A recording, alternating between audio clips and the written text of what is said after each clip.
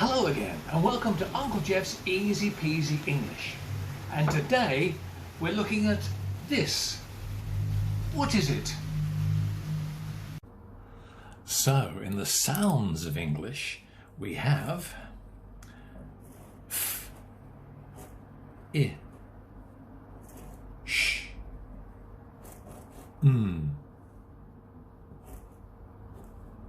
ch, I, p, s, f, I, sh, ch, I, p, s. Fish and chips, fish and chips. We don't say fish and chips.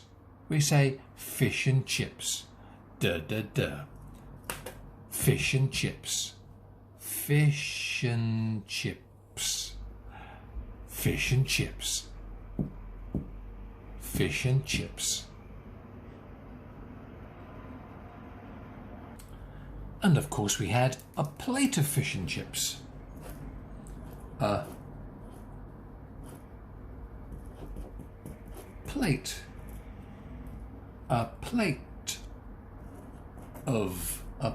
of, not a plate of, a plate of fish and